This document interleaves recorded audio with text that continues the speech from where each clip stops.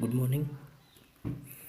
Today we will discuss about the topic component of environment, which is the first chapter of geography in SST. First, environment. What is environment? The term environment refers to the surrounding of condition within which a person, animal or a plant exists. It is a combination of natural and human-made phenomena. Natural environment means both biotic and abiotic condition existing on earth. Human environment refers to activity creation and integration among the different human beings.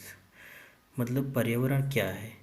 पर्यावरण दो शब्दों से मिलकर बना है। परि धन आवरण, मतलब जो आवरण हमें चारों तरफ से घेरे हुए है। इसमें आ जाएगा पृथ्वी पर पाए जाने वाले भूमि, जल, वायु, पेड़ पौधों एवं जीव जंतुओं का समूह जो हमारे चारों तरफ है, सामूहिक रूप से पर्यावरण कहलाता है। The natural elements such as mountain, river, vegetation, animal, etc. are created by nature. This is called natural environment. It is include the biotic and abiotic components. The natural element प्राकृतिक तत्व, ऐसे प्राकृतिक तत्व जैसे पर्वत, नदियाँ, वनस्पतियाँ, जानवर etc. Are created by nature, यह सारी चीज़ें बनाई गई हैं प्रकृति के द्वारा. This is called natural environment. The natural elements such as agriculture, industries, settlement, means of transport, etc. are created by human beings. Therefore, it is called human made environment. The natural environment मतलब प्राकृतिक तत्व such as agriculture, खेती बाड़ी, उद्योग, means of transport etc. Are created by human being, ये सारी चीज़ें create की जाती हैं ह्यूमन बींग्स मतलब मनुष्यों के द्वारा. Therefore it is called human made environment, इसलिए इसको क्या कहा जाता है? मनुष्यों के द्वारा निर्मित पर्यावरण. Human beings develop this feature to live comfortable in their environment. Human beings developed, मनुष्य इसे विकसित करता है अपने आराम के लिए. The two types of environment interact with one another, they change in course of time from place to place due to natural process and human activities. Natural environment प्राकृतिक पर्यावरण. The natural environment is made up of two kind of components. प्राकृतिक पर्यावरण दो तत्वों से मिलकर बना हुआ है. पहला biotic component and abiotic non living component. Biotic मतलब जैविक तत्व, एबायोटिक अजैविक तत्व. Let us briefly discuss them. First, biotic components. The biotic components comprise living beings like microorganism, plant and animal including man. This is also known as living or biological environment. The biotic components जो जैविक तत्व होते हैं, living beings like micro जैसे सूक्ष्म जीव, पेड़ पौधे, जीव जंतु इंक्लूडिंग मैन, यहाँ तक कि इंसान. This is also known as living. यह सारे ये सब चीज़ें जीवित अवस्था में पाए जाते हैं और इसलिए इसको बायोलॉजिकल या जैविक पर्यावरण कहा जाता है. एबायोटिक कंपोनेंट्स अजैविक पर्यावरण. The abiotic component comprise the inorganic और non living things in the environment. हमारे पर्यावरण में मौजूद ऐसी सारी चीज़ें जिनमें जान नहीं होती. Based on the physical state, यह सब भौतिक अवस्था में पाए जाते हैं. They are divided into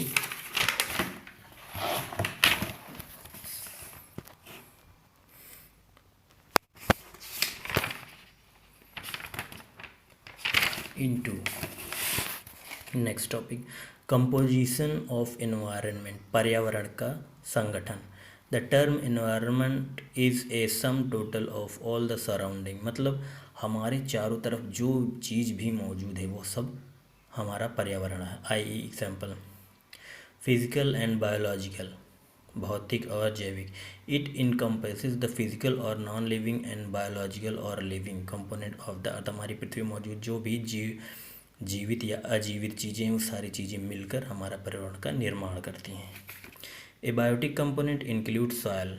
abiotic मतलब अजैविक तत्व जैसे soil, water and air which tend to make up the lithosphere, hydrosphere and atmosphere respectively. whereas biotic component include all the life forms present in all sphere, plant, animal and human being. The biotic and abiotic component of environment keep on interacting with each other.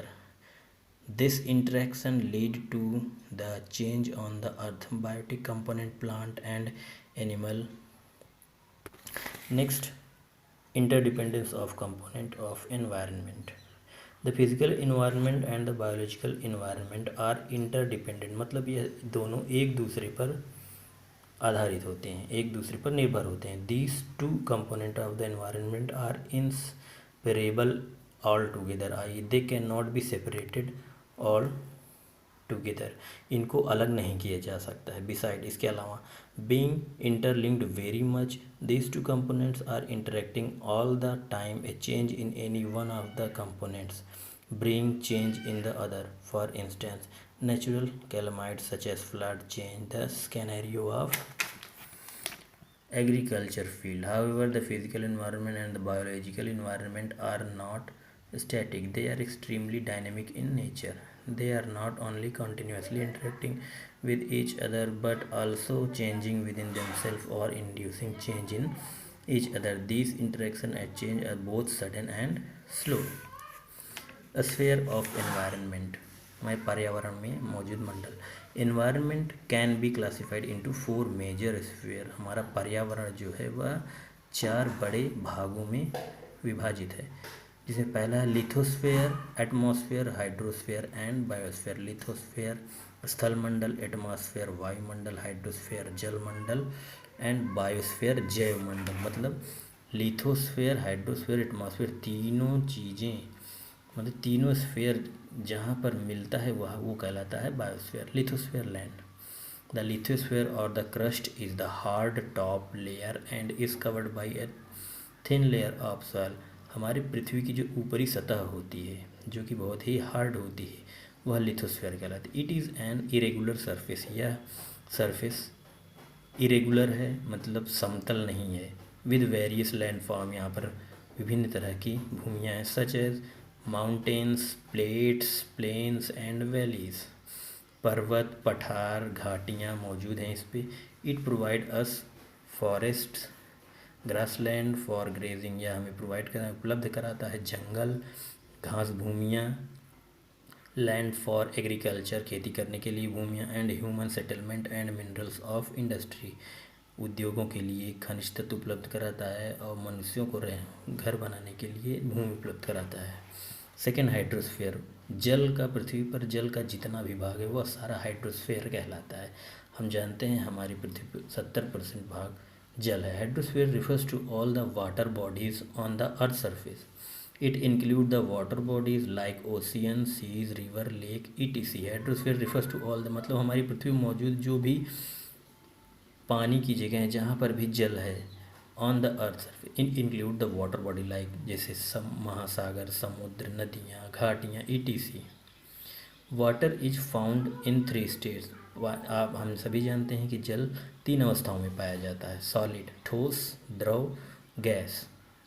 Earth is covered with 71% of water. Out of this 97% is found on the oceans, seas, etc, which is saline and rest 3%.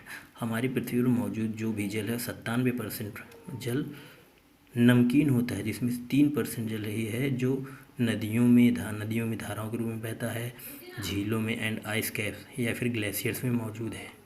Water is in a continuous motion in the earth and this continuous motion is known as hydrological cycle.